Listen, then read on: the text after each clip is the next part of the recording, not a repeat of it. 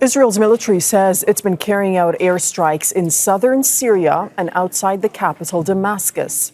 The strikes reportedly hit command centers and military bases containing weapons. That's according to the Israeli military.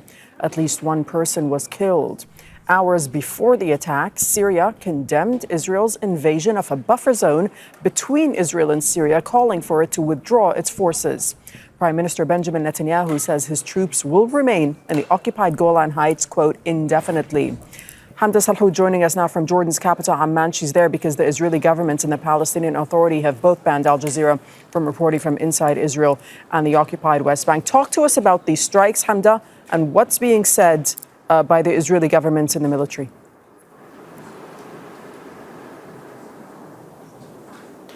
Well, Israeli officials have been reiterating what they've been saying since they first started their expansion of its occupation of the Golan Heights in the north. They say that they're not going to allow the Syrian army to regroup itself south of Damascus, that they want southern Syria to be totally demilitarized, and they're not going to allow any sort of presence of the military or any weapons there, saying that it's a threat to Israel and the safety of its citizens. The defense minister said, quote, that Israel will not allow Syria to turn into another Lebanon, saying that they don't want any sort of weapons or threats on their borders. But this has been a situation that's been going on not just for months, but for years. Israel striking places across Syrian territory. But this time they're saying that they don't want any sort of Syrian military presence. And remember, this is a new administration in Syria. This is a country that has freed itself from its previous regime. And Israel is infringing on its sovereignty, saying that they don't want any sort of military activity there. So the army is saying that they're going to continue to strike weapons depots,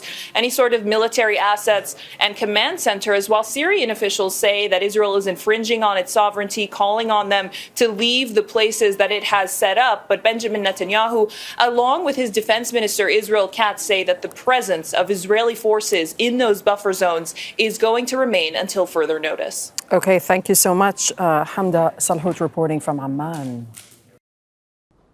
Make sure to subscribe to our channel to get the latest news from Al Jazeera.